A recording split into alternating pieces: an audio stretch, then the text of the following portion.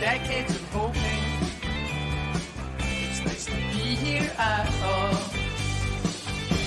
They didn't see us coming, but we can make it alone. Let's just believe until we have to go home. Good morning all, welcome back to, I believe this is now the fourth, if I can count, Euro Breakfast stream. And I am doing something a little bit different today. It was very, very Scottish yesterday, as I was just saying to Curtie before we get started. Given it's England's time to start their tournament, I felt we should bring a bit of balance to these streams. So I've already mentioned the man himself, my first guest on my right hand side, Mr. Curtie FM, or just Curtie for short. How you doing, my friend? Curtie for short. I like it. I'm very well, thank you. I appreciate you having me on today to talk about all things Scotland. I mean England. I mean, we can talk Scotland if you so wish. There's absolutely no issue there from me. And thankfully, a cracking late substitution here because Ellis is currently at Wembley doing what he does. Mr. Tony Jameson, formation man himself. How are you doing? I'm all right. I'm fully stretched. Late sub, yeah, but I'm good to go. Like, get me on, coach. Get me on. I can bring someone to the table. First comment in the stream is, "Hi, Tony. Shows your tactics." I mean, hey, we'll be discussing tactics as we go along. Like, I still maintain that it wasn't as bad as it looked. But yeah, we'll get into yesterday's games. We'll talk about today's games as well. But I think we need to start where everyone's going to start, with what happened with Christian Eriksen in that Denmark game. I think I was quite open on Twitter. I got quite emotional watching it, in all honesty. But thankfully, the news is positive. As of this morning. It was tough to. Do you know what it's like? It's one of those things. I was sitting there watching it, but also saying, "Turn the cameras off." Yeah. Like, it's almost like that sort of morbid fascination when you drive past an accident on the motorway or something like that. You have to look. You don't want to, you shouldn't look, but you almost do. And so I was watching it, couldn't take my eyes off it, but also screaming at the TV for them to cut the cameras. It was horrible to. I mean, who made the decision to pan to his girlfriend crying on this? I mean, I don't know who did that.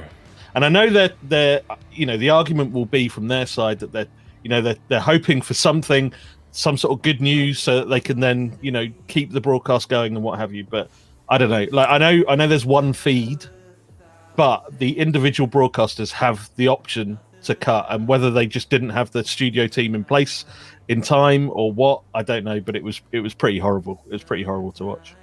Yeah, completely agree. Like, I think that you're right, that every individual broadcaster does have the right to go back to the studio. And I think it was almost that thing of going, like, to try and sort of go, well, is he going to be down for too long? Like, at what time do we call this as too long? And you're right, someone needs to just take that decision out of broadcasters' hands and go, we're going back to the studio, just pad, fill, do whatever you need to do, talk about England if you have to. Like, just do something to get away from what's going on. Like, obviously, we all hope that he pulls through and he makes a full recovery. And I agree that cut back to his partner, his wife or girlfriend, and seeing that crying is, like, horrific. It completely... Like, it sounds really, it humanized the situation, which was already incredibly human anyway.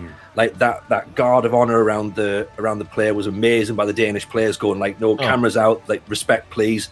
But you could see the players were, like, just physically, like, didn't want to continue. Like, what on earth's going through their heads? And then the Finland guys as well have to consider going back out. They've seen that happen as well. It's awful. Like, you can't put yourself in that position. And obviously, as we said, thoughts with everyone, the Eriksson family, the Danish national team, the Danish country. Hopefully he pulls through. And as you say, it's horrible. I mean, seeing like Schmeichel and Cher doing, like, fantastic things. And again, like, we shouldn't have seen it broadcast. The fact we did see it broadcast was sort of like, these guys are doing great work. But again, you'd prefer not to see it. You just kind of know that it's going on. But yeah, hopefully he gets better. Yeah, like, it since came out that I think we were one of the only countries that our feed was showing that footage, because a lot of other countries kind of moved away to a drone camera that was just, like, looking down on the stadium, then you couldn't see anything. And I think that would have been a sensible way to go. Yeah. But for whatever reason, like, I'm not the biggest fan of Jonathan Pearce, and I've been quite open about that, because he makes everything about England, right? Regardless of what countries are playing. But they really threw him under the bus, I felt like, because you could tell he wasn't comfortable, and he was kind of, as Malden said in the chat, he was waffling a little bit, and I just don't understand why they didn't cut back to the studio as soon as CPR was happening, because at that point you've got to think this is bad. Like, at least if you go to the studio and they can even just roll highlights of the earlier game or whatever, and I just think mistakes were made, in all honesty, but hopefully they'll be learned from. Massive shout out to is it Kier? I don't know how you pronounce it. Yeah. I mean, his apparently he's gone there, he's put him in the recovery position, he's the one that initiated CPR, just amazing. And then, to form the, like, as you mentioned, to form the kind of the circle round him, to try and give as much privacy as possibly could without the cameras sort of zooming in, was just amazing. To have sort of that kind of team spirit and that kind of, obviously it's a horrible circumstance, but to have that kind of togetherness is just an incredible display. It was even that quick thinking, like, just because I mean, you consider yourself in that situation, like, how would I have reacted? Like, I know myself, my first thought would be panic. I would take a half a second, panic, to go, oh, what am I supposed to do? But Cher was just, he didn't even have that half a second. He was straight on it. He's like, I know what to do.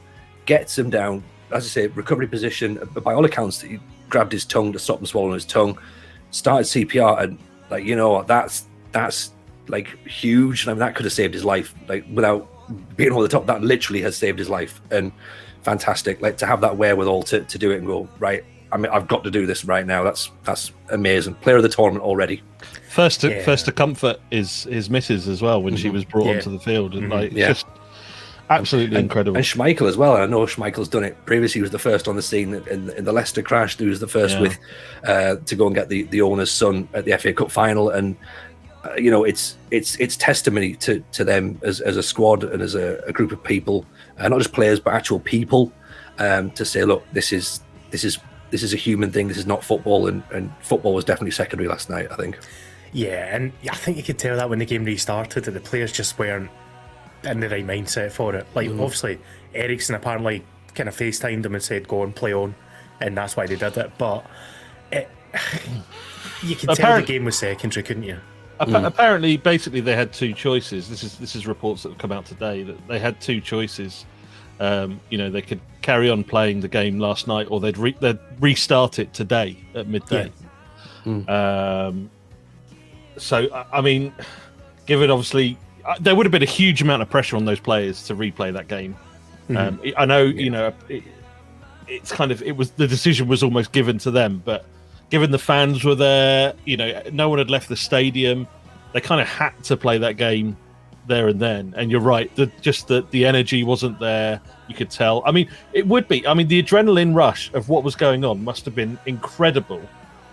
And then to sort of have that crash and then try and get yourself back up again would have just been almost impossible. And I just, I feel for them. Obviously, it was their call to come back out on that day, but I just wish they would have taken the night, really, and come back the next day. Yeah, agreed. Because when you saw the footage of them coming back out, there was understandably, a number of Danish players did not look like they wanted to be back out on that pitch. And it cut to the Finland guys sort of like applauding them back on, and I'm sure it was O'Shaughnessy, he looked broken, like, just watching them come out. And it's like, this is not, like, irrespective of what happens now, this result doesn't really matter. Like, I put a tweet out saying something on the lines of, like, surely, like, UEFA should consider that any player that doesn't want to go back out on the pitch shouldn't be classed as a sub, and because you've got to then consider, right, you're sending 10 players back out who've been on that situation. Obviously one can't go back out.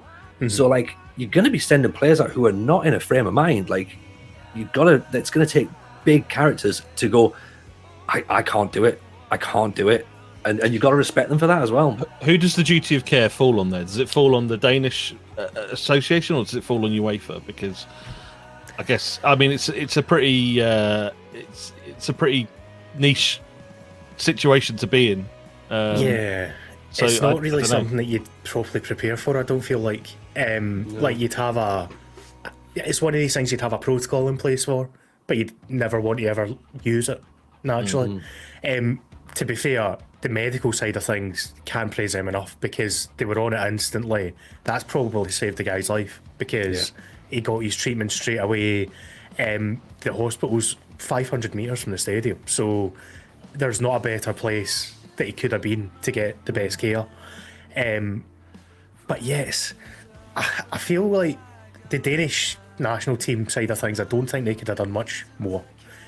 Like, there was a quote there that I had on the screen from Baza saying that their manager was quoted this morning as saying it was better just to get it over with, because he couldn't imagine those players trying to restart the game today, getting on a bus and after spending a night. So I get that point of view with it as well. But, and yeah, we do need to give Finland obviously the credit for coming out and getting the goal and getting their win, but I don't think anyone really cared about the result in the end. And from this point, I can guarantee you that all neutrals will be behind Denmark getting through that group when they play their next couple of games. Because it was Finland's first ever win in a tournament as well. Like, so you feel bad for Finland that moment is going to be tarnished for them. Like, it doesn't matter now. Like, they're now going to be searching for their first win. They're almost going to sort of excuse themselves of that as well. And it's, as I say, I was talking with Mrs. J last night, saying, like, give all 4 teams in the group 3 points and just don't play last night. Just move on. Go right. Everyone's got 3 points. We start again later on in the week, and we, like, no one plays tonight, sort of thing. Because you've got players so connected in the Belgian side, like Lukaku, teammate of Eriksen, Alderweireld, Vertonghen, former teammates of Eriksen. They've got to go out and play, knowing that a teammate and a former teammate and a really good friend might not pull through, and you're about to go and play football. How, like, you know, it's not just the guys who are on the pitch and seeing it there. It then goes off to the next team to go, right, now you guys go off and play. And you're like, I don't know, that's you know, I don't know. It's a really difficult one, isn't it? I don't think there's any right answers with what they could have done. And given that the players have said they'll play, I think it's fair enough just to kind of give benefit of the doubt in that situation. But it does sound like, as Curtis says, that they had those 2 options, and it was you're using one of them regardless. There's no way that they're not going to finish that game. So you mentioned Lukaku there. We've got the video of what he said in his press conference post-match. So I'll show that now, and then after that we can get into the games themselves. But this is quite nice. I thought, and this probably rounds off how the players are feeling quite nicely as well. It was really tough for me to get my mind together. It's the first time that I've been through this as a football player with a teammate of mine that I'm playing actually with. You know, I had Daley Blind when he was at Ajax. He had a similar situation, and now with Christian, you know, we played together. I spent, like I said on the pitch when I did the interview, I spent more time with him than with my own family. So for me, it was really difficult to get my mind together. You know, I shed a few tears because, you know, I was thinking about, you know, his family, his kids, his girlfriend, his parents, sister. You know, and you know, also, you know, my team. You know, we spend a lot of time together. We won together. So to see him going down like that, representing his country in his country, it was very, very tough, and it was really difficult for me to focus. But yeah, my teammates helped me, and you know, I'm grateful to my teammates to get me through it. But you know, my thoughts are with Christian and his family for sure. But I mean, if it affected him that badly, and he obviously wasn't involved at the game and the situation, you can only imagine how it affected the players on the pitch. But I thought that was a really good interview, so I thought I'd share it on here today and let people see it as well, because it's a good point that they do spend more time with each other, these players, than they actually see their families, you know, and no wonder it hit people so hard on the pitch as well as off the pitch. And it can, you know, we said that word human earlier. It completely humanises him. You know, a lot of people just see these guys as commodities within a team, but actually, you know, this guy's got kids. He's got, you know, he talks about his sister. He talks about the rest of his family and stuff. And it's just like these guys are human beings at the end of the day. And It's a human thing that happened, and it was a human reaction, I think, from the majority of people on the internet that I saw. Also, not just human beings. They're like, someone had put a tweet, and I can't credit them, I'm afraid, with who said it, but just forgetting almost how young footballers actually are. Like, these are guys who are like in their 20s. Like, you sit there going, like, these have literally got all of their life ahead of them, and you're now sat there going, like, what's going to happen? That's you see footballers, and you sometimes forget that some of them are just bits of kids running around. Like, it's awful situation. But if we move into reviewing the games from yesterday, I guess we'll start with Denmark-Finland, because up until that point where the game was suspended, Denmark were all over Finland, totally in control, and there was only one winner in it. I felt like it was going to be a 0-0 or a narrow win. After the restart, I don't think we can read much into it, but Finland, to their credit, were pretty professional and probably deserved the 3 points ultimately. I would disagree with that. I thought Okay. I thought Denmark, like you say, first period were all over Finland, but even up to Finland's goal, Denmark had 18 shots by that point, and Finland, that was their first shot on target, and that it came in on the hour mark, their goal. I can't remember what the final stats were, but basically, they had one shot on goal the whole time. Denmark obviously had that penalty that was very, very soft, gifted to them, which was one of the worst penalties possibly I've ever seen. Then you've also got the potential issue that Eriksson may have taken that penalty. Oh you know what I mean? Like, if that had happened in real time, Eriksson's probably taken that penalty, and it doesn't finish 1-1. It doesn't finish 1-0. Sorry.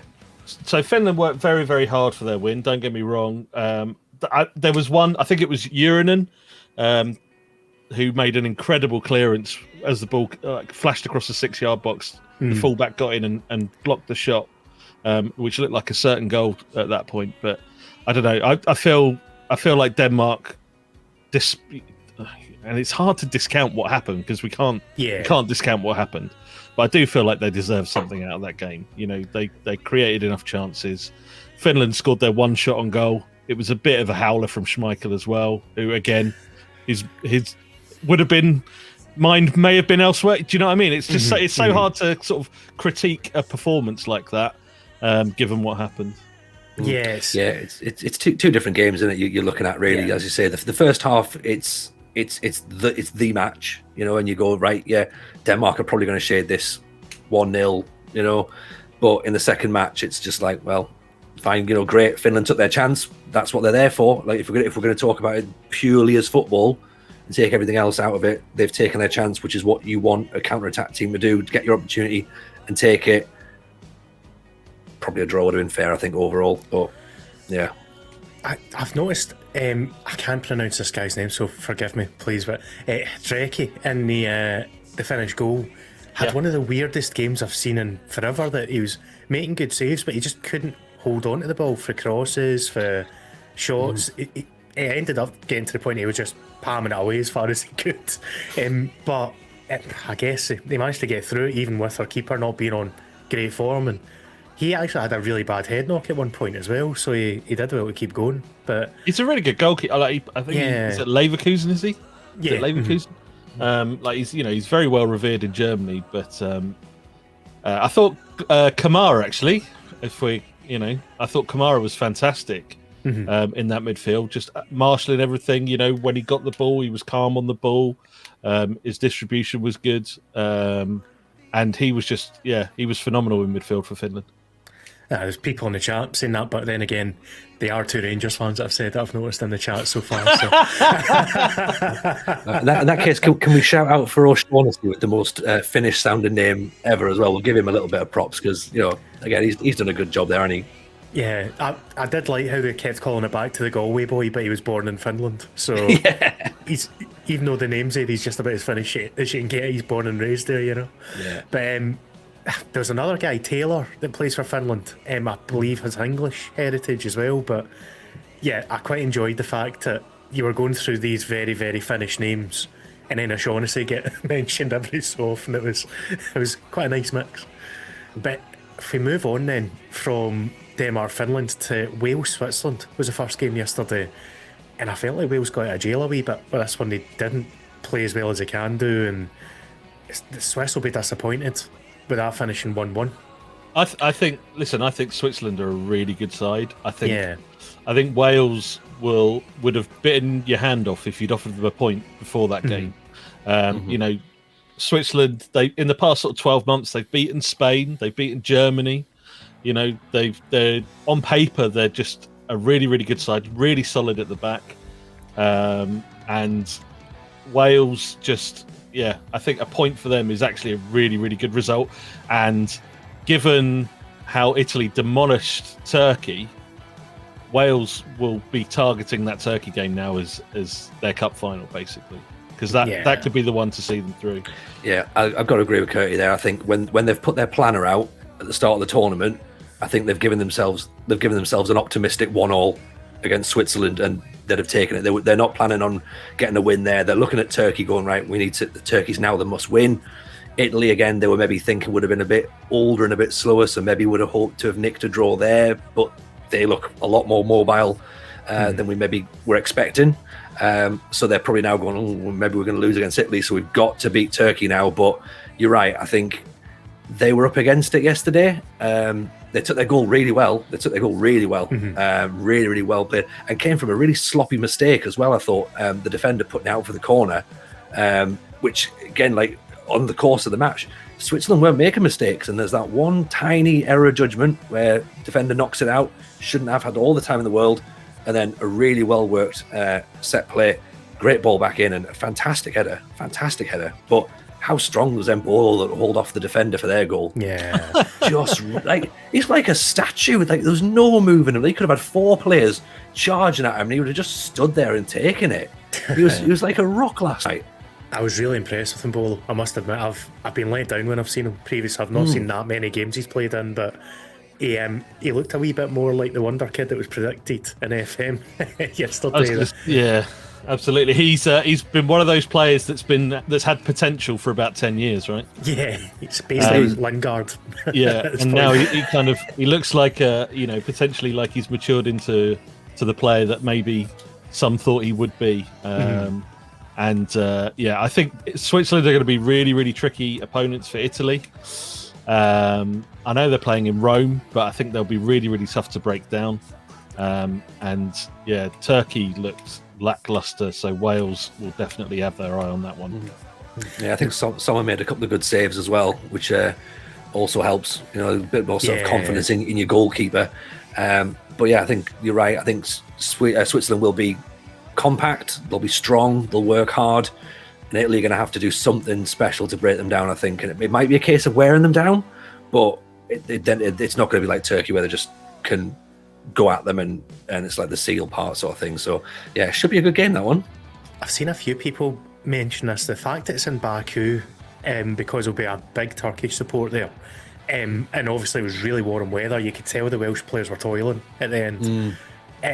The circumstances are really tough for Wales in this when you compare it to Scotland and England, who are basically playing all their games at home. I know there's that one game at Wembley between the two sides, but Wales have been packed off to the other side of Europe in really kind of uncomfortable temperatures for most of those players. I'd say they've got a harder job to get through here, but third place, if they get that win against Turkey, they basically get third place and qualifying slot confirmed with 4 points. So it's all going to come down to that game, isn't it? I'd say so. Yeah, I mean that's the huge one. I mean, Turkey is so unpredictable, though. This is the problem. Yeah. I mean, they beat Holland. Did they beat Holland in the World Cup qualifier? I think quite recently. But then they've drawn against Latvia and had sort of not the best friendly results coming into the tournament. I think a lot of people picked them as their outsiders, their dark horses, which I'm sure they're eating their words after that performance in Rome. But I don't know. I could see Wales getting something out of that game for sure. I might have used the words Turkey and dark horses in the same sentence. I did as well. And you know what? I think I messaged you, Mozza, actually during the game, saying that the only 2 times that Turkey actually pressed against Italy, they forced turnovers. That's right. And it was like, just press. Like, the 2 times you've done it, you've won the ball back. Like, so again, that's got to be a warning to Wales or to Switzerland that if they do press, they will get something. But yeah, they got it tactically wrong against Italy. But yeah, it could be very interesting going forward. They almost played scared against Italy, I felt like, but it'll be a different approach we'll have against Wales because both teams need the win there now. It should make it a belter of a game to watch. And kind of just the other thing I'll throw in, I was really impressed with Kiefer Moore. I know you mentioned Tony, really good target man, but again, I hadn't seen much of him, and I thought he was outstanding up front for Wales. Great header as well, because it wasn't an easy header. It didn't have that much pace in the ball, and he had to properly put like a full neck into it. And he's a giant as well, so to get that neck big man, round, like, you know. But it was a classic target man look, having a bloodied head with a bandage on and just kind of like playing through it. That's what you want, though, innit? Like, that's what you want in a tournament. You want someone literally like wearing the badge on your head. That's what you need. Bit of claret, the old Terry Butcher look. There you go. There's your 10 years link as we get into England chat later on. But the final game was probably kind of similar to the Italy-Turkey game, a bit of a walkover. Belgium just demolished Russia, and I don't see Russia doing anything this tournament because I don't really understand what their manager's up to. He's playing Zhirkov, who's played 70 minutes of football all season for Zenit, bear in mind.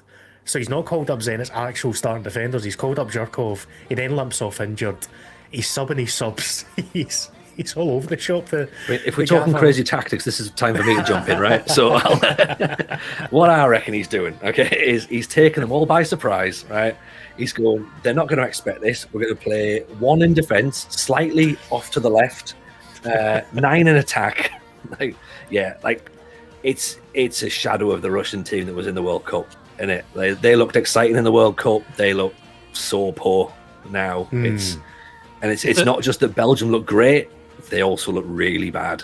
Really bad. It's amazing the difference that performance-enhancing drugs can make, right? Yes. From I think you find it's called sports science these days, Curtie. Oh, right. Okay, yeah, sorry. In your modern terms. Russia just looks so bad. I mean, it's just, oh, dear. And did you know, one thing I do notice about Russia is how Russian everyone looks on their side. Like, everyone looks that slightly kind of menacing, but they were just toothless, absolutely toothless. Belgium didn't even, I mean, they won 3-0, but they didn't even need to didn't get out of second gear really. No. Obviously Eden Hazard didn't start. Lukaku, given what he said in that press conference where he wasn't necessarily in the right mindset, he certainly did turn up, and 2 goals for him. That first one, I hate that offside rule. I absolutely despise that offside rule. Yeah. How can that determine a new phase of play? Because the defender's played it because he knows the striker's behind him. Also, right? They've called that a deliberate action as well by the defender. Like, if anything, like, you could watch that back in a couple of angles. It looks like he gets caught out by the fact that the ball's coming towards him, and it almost hits him by accident. He's trying to position himself. Like, I wouldn't call that a deliberate action, but you're right. You can't be offside and then, we reckon he's touched it, or at least he's had a go at touching it, so let him have the goal. Like, come on. The defender's action is clearly determined by the fact Lukaku is right behind him, right? Exactly. He knows he's got to play the ball, otherwise the Lukaku basically has it to himself and he's through on goal. And the fact that I appreciate he's messed it up, but he's offside. Like, it's such a terrible rule. It's a terrible rule. This ties into the old interfering with play description, though, because it would have been disallowed in the old rule when it used to be that Lukaku's clearly interfered with play there because the defender has panicked knowing that he's behind him, basically. But I'm not a fan of the rule either. It's just they seem to be trying to make it more and more complex as time goes on. Like, if Ruud van Nistelrooy played under these rules, he'd score double the goals that he scored in his career. He'd just sit offside the whole time and just wait. Gary Lineker would have had 76,000 goals. Like, so, Inzaghi. Oh, imagine. Francis Zaggy Jeffers put would have hat-tricks been every that fox game. in the box we all wanted him to be. Like, he'd have been Pele. I've just heard the words Franny Jeffers and Pele in the same sentence, so move on swiftly. But yeah, Belgium were, even though they didn't need to get out of a second gear, I was very, very impressed again with them. That similar to Italy, they just looked really good on the ball, really comfortable, and never ever, like, even when Russia started coming into it the second half, they never looked uncomfortable at any point. That they were just in total control, weren't they? Yeah, no, it was pretty comprehensive. I mean, I know the game was played in St. Petersburg, but Belgium had beaten Russia. This was weird, actually, because Belgium and Russia were in the same qualifying group. Yeah. Coming into this tournament, and I didn't realise that they could have been drawn together in the finals competition, which is a bit weird. But they had beaten Russia 4-1, I think, at the same stadium in qualifying. So home advantage was, it was not. It was just wasn't impactful at all. It had no bearing on anything going into this game, and they just looked phenomenal. And I think they've got to play Denmark next, which is going to be an interesting game. Because I fancied Denmark as Denmark were my dark horses going into this, but I just can't see them being in the right mindset going into this next game. And I think Belgium will secure their 6 points and then have Finland to play last, where they can rotate the squad a little bit. So Just hearing that João Cancelo has tested positive for COVID, I've double checked it there, and it hasn't been officially confirmed yet, but there's journalists on Twitter basically putting the news out there, so something else to bear in mind going forward, because there's not been that many, touchwood, so far. Wow. Spain squad, isn't there? Yeah, the Spain, I think they managed to isolate it, thankfully. Yeah. That was a strange one, though. Just kind of totally changing topic. The fact that Spain only picked 24 players out of 26, then had a COVID breakout. They've apparently got a separate squad of 10 players training that can get called in before their first game. It's just a really weird approach.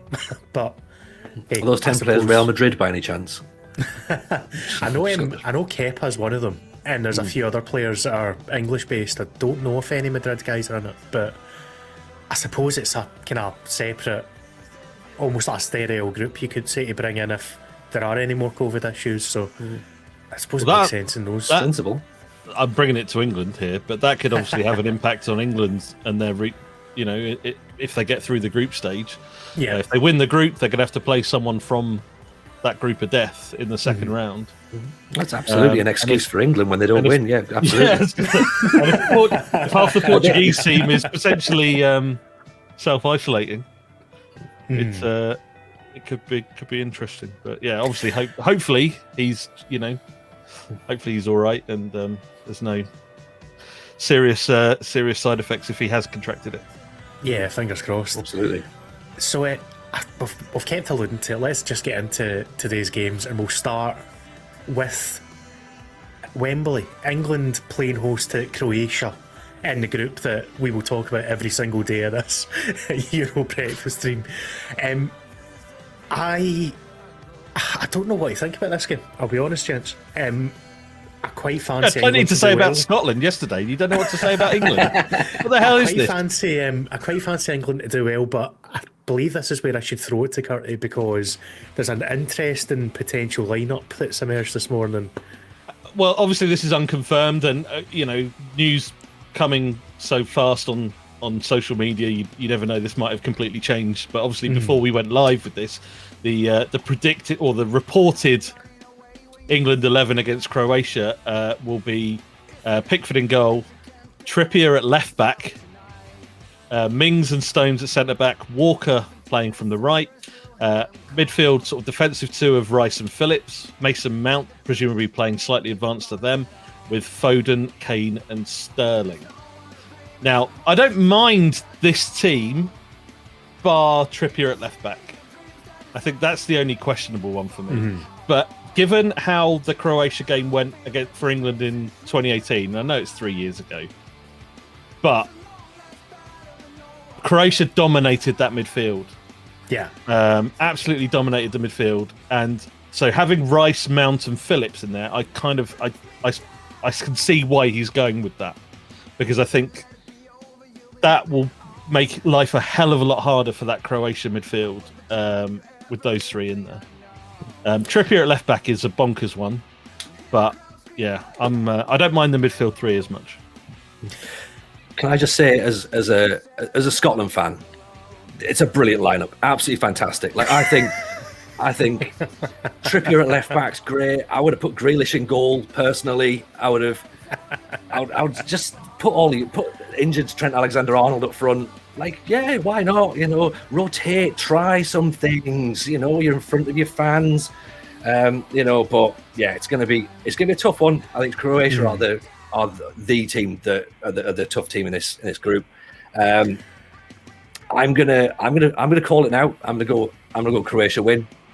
Whether that's the heart or the head, I don't know. But I've been trying to learn how to say it's coming home in Croatian all morning. I'm nowhere near it. So, I mean, there's a lot of people in the chat predicting a draw here, which wouldn't surprise me because it probably will be a wee bit cagey in opening stages. Charmander's got a good point because Croatia are ageing. A lot of the players especially in the midfield. If I was Southgate, play technical players for the first 60, keep the tempo high and try and basically take the sting out of their legs. I'm baffled, absolutely baffled by the idea of Trippier playing left back when I don't get it. You've got Luke Shaw, who's had a really decent season there. You've got Chilwell as well, who's a fantastic left back, especially putting crosses in and going forward. I'm just baffled, absolutely baffled by that. Even if you're going to go with three at the back, play Mings at the left side of the centre, the central three. Like, if you're worried about the fact you're not convinced by a left wing back or a left full back, play a back three and put Wings at the left side of that. Like, that would work. But yeah, I think putting a right back up again, I'm trying to wrap my brains as to who the Croatian right winger is, who's going to be going up against a right footer. It'll probably be Ante Rebic, won't it? Of course, yeah. Because Perisic normally plays from the left. Goes to the left, yeah. So Rebic will probably play from the right-hand side. But I don't know. I can see why he's gone with the back four, because I do think playing the back five against Croatia could be an error. And a mistake that he doesn't want to make again, because that midfield three is dominant. You know, you've got. I know Modric is obviously getting on, and Perisic is now in his early 30s, 32 or 33. Yeah. But you know, Kovacic is still in his prime. They've got Brozovic, who's still at late 20s. So to say they're aging maybe is a little bit unfair. Yes, their star player Luka Modric is about 42 years old, but apart from that, you know, they're all kind of hitting their strides really. But again, he might be. You know, Modric is obviously aging, but still, from my memory, still played a lot of games for Real Madrid. So still very, very important. It's not like these are guys who are 36, 37 and popping in and playing like 10 games a season and then being rolled out for a European tournament. These are guys who are still linchpins at top level clubs.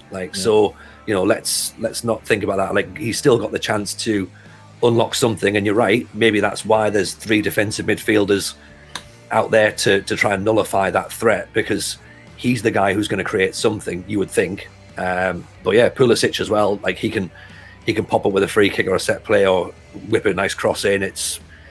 I don't think it's certainly, and I know no one's saying it, it's certainly not a foregone conclusion. This match. Do we think if this lineup is true, and obviously it's unconfirmed at this point, if this lineup is true, are we showing Croatia too much respect here? Are England showing Croatia too much respect? You know, should they be looking to, you know, Grealish? We're suggesting that Grealish isn't playing, right? Mm-hmm. Like, where's the creativity?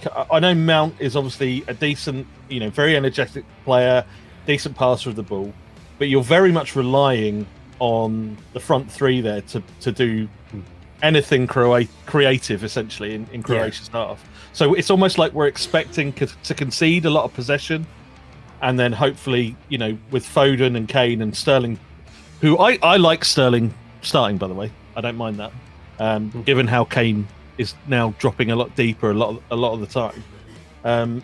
We're very much expecting to beat Croatia on the counter here and not kind of take the game to them. Or is it the opposite? And again, if we go back to talking about the planners, like, have they got the planners out and went, right, let's take a draw here, right? Not like, this is going to be the game that could potentially decide it. Keep your creative players fresh for Scotland and the Czech Republic, where if for example, if we sit back and go, we will take a draw, and you need to break us down, like, you're going to need a fresh Grealish, a fresh Foden, who've not been running 90 minutes against Croatia. If the Czechs sit back, like, you're going to need players who are going to want to break them down. Is it possibly that and going, they're looking more towards the last two fixtures and hoping in their thinking that's where they've predicted their 6 points to come in, and they're predicting for 7? Like, maybe it's that. I don't know. I think it's a dangerous game to play that way, though. If you think, we'll take a point in this game, you cannot assume you're going to get the points in a group like this. Or they're thinking, fucking, if we finish second, this is a much easier route to the final. That's what I was just going to mention, because the group, technically, you don't really want to win this group with who you could face. I've seen it mentioned quite a few times that we'd rather finish third and go through from this particular group. But I mean, if you look at the World Cup, though, I mean, England overcame some huge nations last time. I mean, they beat Tunisia, they beat Panama, they took Colombia to penalties, they beat Sweden, who had like an average age of my squad in the FM playoffs, like everyone's like 706, and it was only when they came up against Croatia that it looked like it wasn't going to work, or Belgium, of course, as well. Proof will be in the pudding. It depends. Southgate is quite a cautious manager by his approach anyway, isn't he? So it doesn't really surprise me if this is the way that they're going to line up and potentially get a wee bit more creative, a bit more aggressive later in the game. Yeah, that is. I mean, the thing is, we've been saying that about Southgate for like 4 years now. It's like, You're also I'm as well sure, hoping that- right? He's probably going easy on this one, but in the next one, he's going to unleash them all. Oh, it's going to be great, and it just Also never as well- happens. Also, as well, you're hoping that Kane lasts the full 90. I mean, he's had his 3-month injury already this year. But towards the end of the game, he's the one who's going to be going, I've got cramp. I've got cramp. They got Calvert-Lewin to come on. I mean, Calvert-Lewin's a very, very good backup option, isn't he? But I kind of agree with you, Curtis, here. I think that team is missing a Grealish, in my opinion. That you could probably have got away with playing one holding midfielder instead of two and just mixing things up a little bit.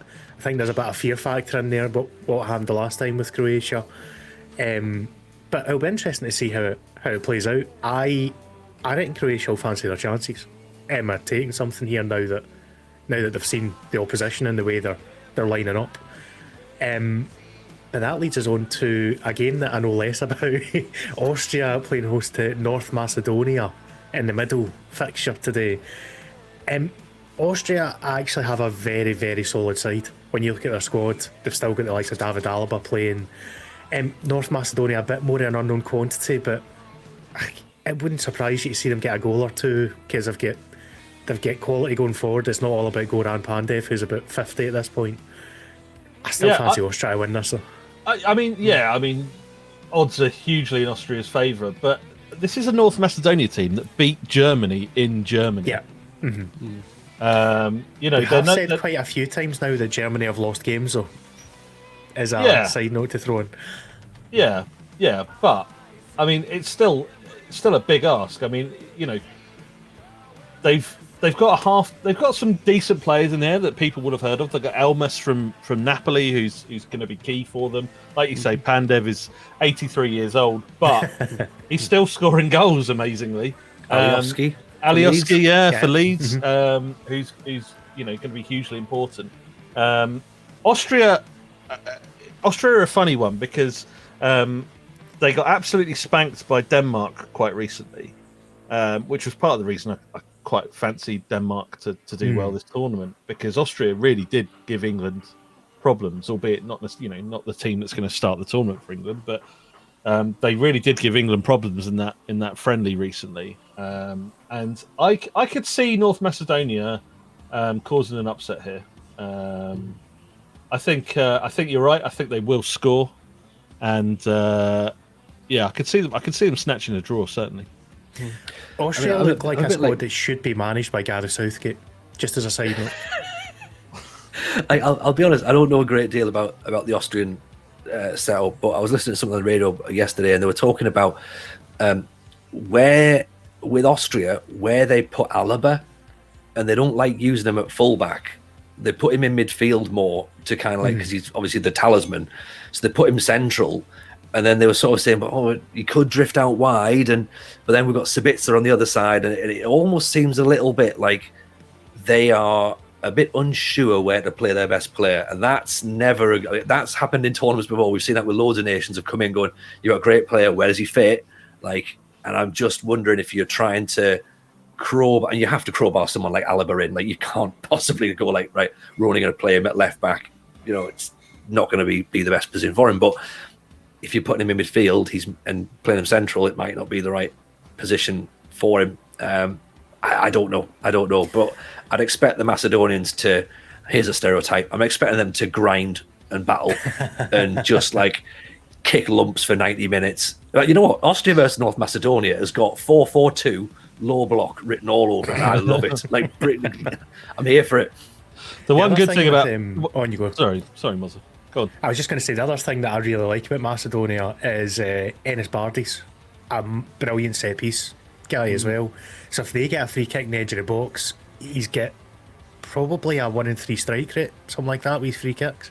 And he's had a cracking season as well. So keep an eye out for that. That if you're Austria, you do not want to give free kicks anywhere near the penalty box, because they've got a guy that's more than capable of sticking the ball in the back of the net from them. The good thing about Austria, I guess, though, is they will. I imagine Arnautovic will start, and if he is being kind of drowned out of the game, they do have that absolute lump who scored 2 against your boys, Kaladzic, yeah, he's like their very own sort of 2 meter Peter, isn't he? He's a big lad. So worst case scenario, we could be seeing some glorious Route 1 football. Grigoric is about 6'5" as well, isn't he? So yeah, he's a big lad as well. They're not lacking height, certainly, especially if they're chasing a game at the end. It could be, as Tony says, a return to some glorious 4-4-2 direct football right there. But I might actually go for a draw now that we've talked it through. I've kind of talked myself out. I say Austria's going to win this. I mean, the story is set up for Pandev, really, though. I just really want to see him get a goal. Yeah, he's going to score at least a goal. Like, whether it may well be from a penalty, but the story is set for Pandev to do something, and that would be brilliant for football. That would be brilliant, wouldn't it? Is he older than Jerkov? Is he? He's older than time. there was Adam, Eve, and Goran Pandev, and he's wasn't really spoken about a lot. Pandev is officially the oldest player in the tournament. I believe the top 3 is Pandev, Zhirkov, and Craig Gordon for Scotland. Are the elder statesmen of the Euros this year? Craig Gordon's. How old's Craig Gordon? He's 38 now. That's point 37, 38. Wow. Let me just double check for you. 38. Yeah. So, and he's still going. Still very, very solid, but obviously he's not starting for us. So yeah, that kind of brings us nicely into the final game for tonight. Netherlands, Ukraine. And I'm going to put my neck on the line here and say I don't think Holland are very good. I think they relied too heavily on a few certain players, and I think Ukraine will win tonight. I'm going to Holland in a tournament. Never back Holland in a tournament. Like they've not imploded yet, but give them a couple of weeks. I know France are trying to do a Holland at the minute and France make everyone kick off, but level bench. Like, yep. It's just, I mean, we played them off the park. I know it was a friendly, but we played them off the park a couple of weeks ago. Like they can't be coming into that tournament going, "Oh, we're going to win this." Like, mate, you're lucky to get a draw. Like, you've got Depay, who's had a fantastic season. Don't get me wrong, absolutely brilliant season. But that's it, really. Like, I can't see it. I think Ukraine will do it. They currently have fans paying for planes to fly over their own training ground to tell De Boer not to play 5 at the back. It's gone to that level of disdain for their manager, and they've not even played their first game of the tournament yet. But it didn't work at all against Scotland. And I said on Twitter that night, I was having a great time reading through the replies when the full-time result went up, and just all of them just absolutely raging at De Boer for playing 5 at the back and conceding 2 to little Scotland. So that was a good entertainment. Well, last time they played 4 at the back, they lost 4-2 to Turkey. Indeed, there's that as well. So maybe there's a method to his madness. I completely agree with you. I think that, I know it's being played in the Netherlands. I can't remember which stadium. I know it's being played in the Netherlands, but I do think Ukraine could get an upset here.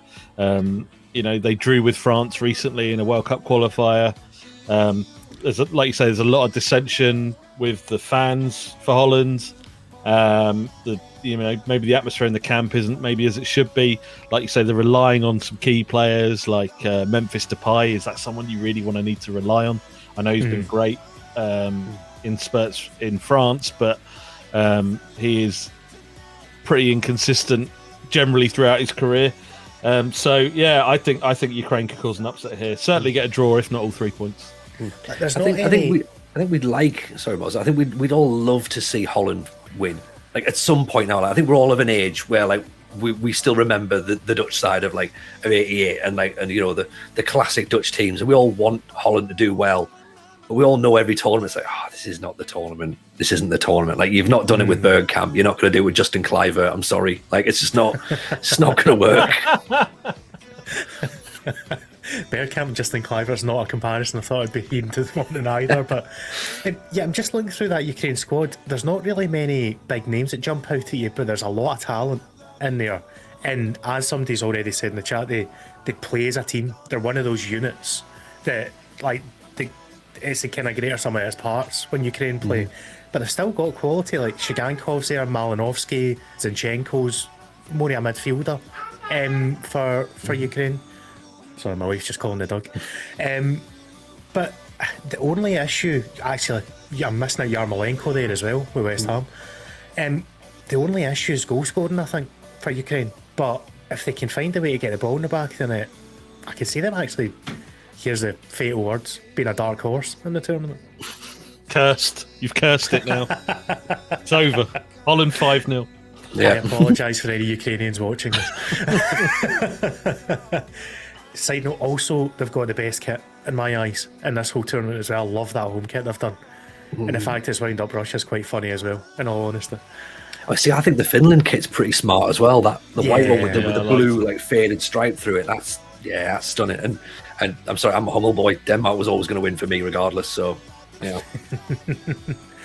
But now that we've kind of run through the games for today, I guess we go back to a wee bit more England chat because it always ends up going Scotland-England.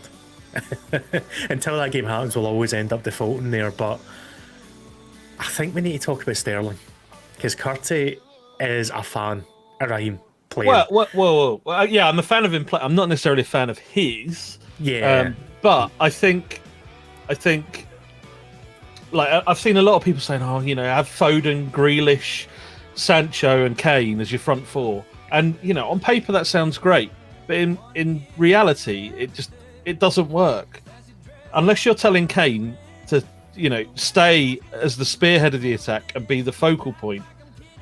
He's dropping deep so often now, and for Tottenham it's been great because he's got Son, who's a fantastic off the ball player, running in behind and running into space. And I think the only player in this England setup who can come close to that is Raheem Sterling. Sterling is very much an off the ball player. Fantastic movement. He will find pockets of space and run in behind and make those penetrating runs. Whereas everyone else wants to sort of come to the ball, demand the ball, and then play off each other without actually anyone making runs in behind. I think Sterling's the only one that does that for England, and that's why I think he has to start. I think he's also the only one who's got pace to get beyond the strikers as well. Like, I mean, if you're saying that Kane's dropping deep, I'm a Villa fan. Like, I know that Grealish is not as quick as Sterling. Like, he's not going to get beyond Kane. Foden is not going to get beyond Kane. Like, but Sterling could get beyond Kane and play that Son role and sort of almost replicate that partnership. So if Kane's going to drop deep, then you do need someone who's going to go ahead and beyond. Otherwise, you're just getting a bank of players almost playing like on the edge of the 18-yard box, 20 yards out, and who goes beyond? Nobody. Like, you then got all this empty space in the penalty area that's just not filled. So you're right. Sterling has to start, really, to be honest. Yeah, I mean, and you're looking at that midfield three as well. I mean, Declan Rice isn't going to make gut-bursting runs from midfield, is he? No.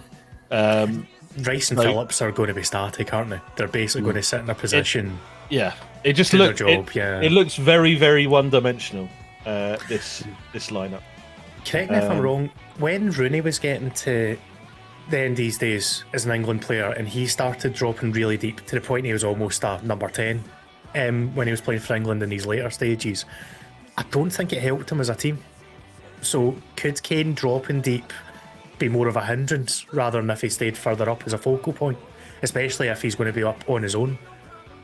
Well, it's all right if you have the players to play off him, and you have a manager who's willing to risk players getting beyond the ball and actually trying to make runs in behind. But you know, England in the last sort of 10 years have produced a lot of technically proficient players on the ball who you know can play. You know, give them a ball, chuck him, like give them the Il Rondo training drill or whatever, and they'll do that very well. It'd be lovely. It'd be lovely to watch because they're all very technically good. They can play 1-2 touch passing.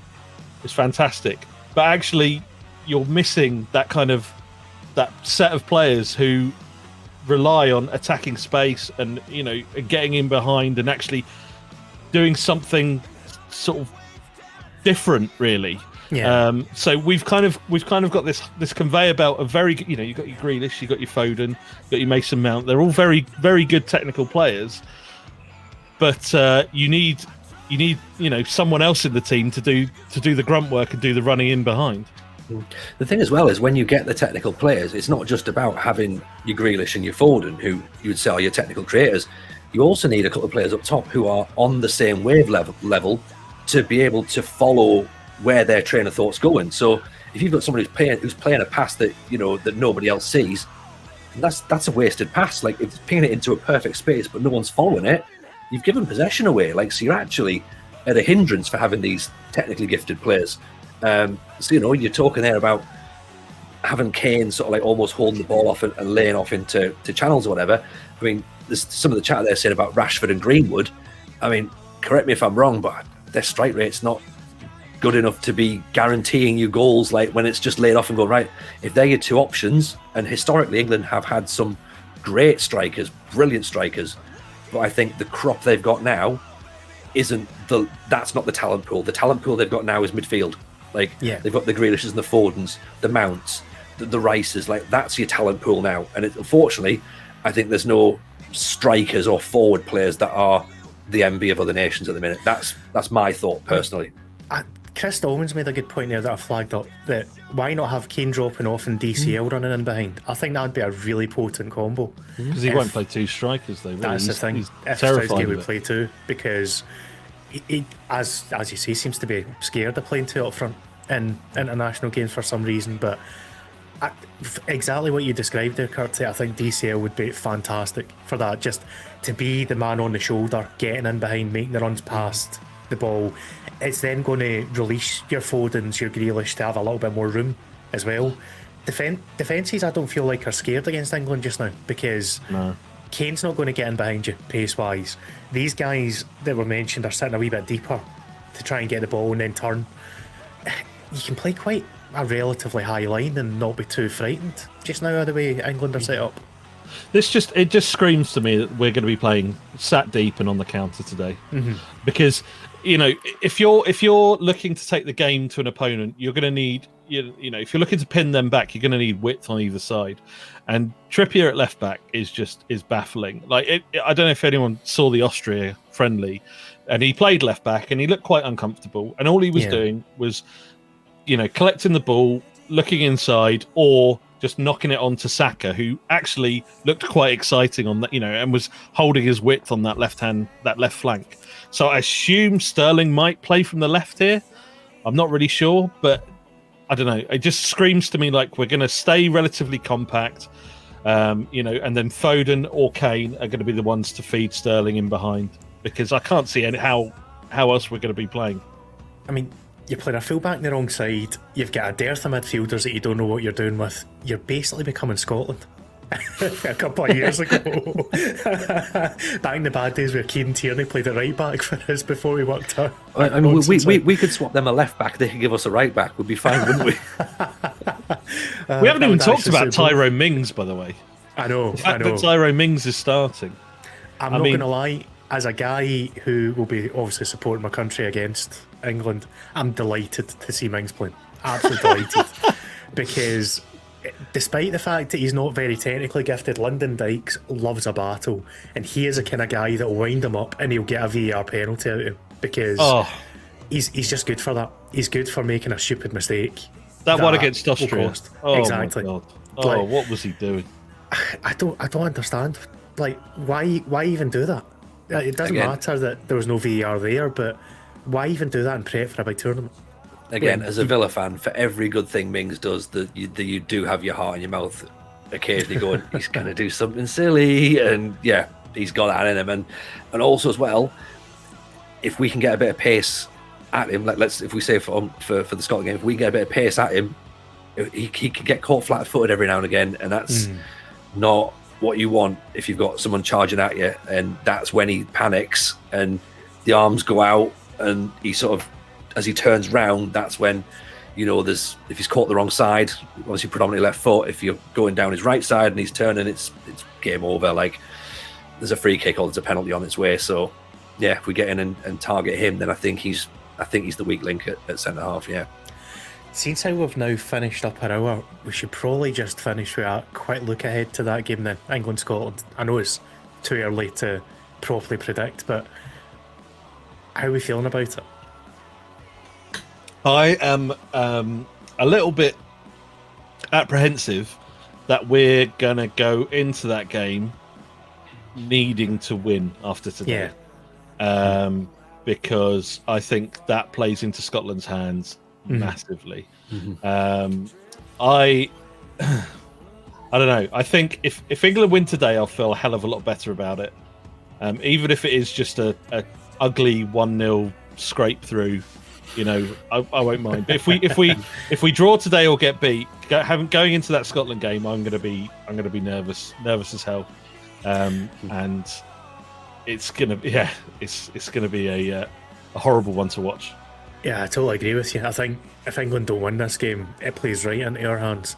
Whether we bottle it or not is different. And you know what? We've totally got that in ourselves. Like if England lose today and we beat Czech, and then it comes to the England-Scotland game, and we're like sort of sitting going, oh, we just need a win and we're through. You know, we're going to lose our next two games. That's exactly what we're going to do. Yeah. Like, but we're just happy to be there. Like, literally, we'll go. We're not scared. Like, it's just we just turn up, play our football. If it's good enough, great. If it's not, don't matter. Like, there's you know what? Optimism though. You can't, like, people genuinely think we're going to do well this time, and that's never happened before. Yeah, we're doing the same as what the English fans are doing, aren't we? Getting a little bit carried away for absolutely no reason whatsoever. Yeah, the last time we thought we were going to win a World Cup, it didn't end too well. Let's bear that in mind. Yeah, moving on swiftly, but I genuinely think that we'll get out of the groups this time round. So that's our mission. Like, we've never done it. We might as well take a step forward. Well, I mean, the format of the competition makes it a lot easier to get out of the group, right? Doesn't it? Well, basically, your mission's 4 points, and that will more often than not get you through. Assuming you don't finish bottom, if things conspire that the other teams do the same thing. But the most Scottish thing in the world would be to lose against Czech, to beat England, and to lose against Croatia and go out. You must fancy yourselves against the Czechs, though, right? You must fancy. Yeah. I mean, but it's the hope that kills you. That's the thing. It is the hope that kills you. And the thing that the Czech squad's been a wee bit downplayed because they've got some very, very good players in it, like Sir Thomas Souček, Sir Patrick Schick, even like Vidra coming on off the bench is a really decent option, and pretty solid defence. We struggled to beat their backups when we played them in the COVID game. They literally had to call up a full backup squad, and we still struggled to overcome them. The way we are now, we're in good form. I'm a bit more confident, but I could see that being a draw, in all honesty. And then I can actually see both Scotland and England drawing their first games, then going into that game at Wembley thinking, we kind of need to win this. So it'll be interesting to see how it plays out. The home advantage though must be like huge, right? Because at home, like you know, I think you beat the Czechs, right, at home. Was it 1-0? Yeah. Mm-hmm. And I think that's can't be understated. You know, I know the England game will be at Wembley, but I kind of that kind of feels a little bit irrelevant, if I'm being honest, because if anything, England at home tend to sort of crumble under the pressure, but Scotland, I don't know, almost it has the opposite effect, I'd say. And I just think against the Czechs, I can see you getting a result against the Czechs, and then I can see it all being on the line for next week. I tell you what would have been interesting. Obviously, the game's being played at Wembley, obviously with fans in. Like, excuse me, that would have been super interesting if that was behind closed doors. Like England, Scotland behind closed. Imagine, and it's literally like, because we've seen it in the Premier League and the Bundesliga and all the leagues, that the crowd, take the crowd out of it. Different game, such a different game, and the atmosphere is gonna force an extra performance out of England, and it's gonna add an extra bit of pressure, and it's gonna liven it up. But you're right, I think we could well go into that match, and that could be a barnstormer if we're both going into it needing a win to look at the next round. That could be fun. Could be fun next week. Right, let's not get too ahead of ourselves. We're still going to watch England Croatia today, and then Scotland need to play tomorrow. So we'll see how today goes. You never know. We might be sitting here tonight and thinking Southgate's just commanded like a 3-0 win. How the hell did that happen? Things could happen that way. We'll see. But yeah, that is the end of our hour. So thank you very much, gents, for giving me your time this morning. Really appreciate it. Especially Tony jumping in last minute. Absolute hero. If you want to drop these two guys a follow on Twitch, please do so. I imagine you're following anyway, both of them. But two guys I watch pretty regularly, pretty religiously, so really enjoy Football Manager and everything else they do. Get them followed. And we'll be back tomorrow with a very Scotland-centric chat, because we've got Gordon Shea from the Tartan Scarf and Gavin Miller on from Pure Football. So it's all in the name. It's going to be Scotland propaganda, and we are going to totally build ourselves up for an inevitable defeat. So enjoy that. But I'll just say to finish off, thank you very much for joining me, gents. It's a pleasure. Thanks for having me on. And enjoy the game if you can do so. Don't watch it too much behind your sofa, Curty. Fingers crossed. Yeah, it's this one. I'll just be at home. But next week, we're all the 5-star pod boys are meeting up and watching the England Scotland game. We're all meeting up in Milton Keynes of all places, and yeah, so that'll be. So we'll smash up Milton Keynes if it all goes wrong. In the traditional England fan way. Exactly. On that note, thank you very much for joining us, folks. Enjoy the Euros today, and enjoy the start of the Copa America, because we're now getting into 5 games a day territory. Dreamland, absolute dreamland. So catch you later on.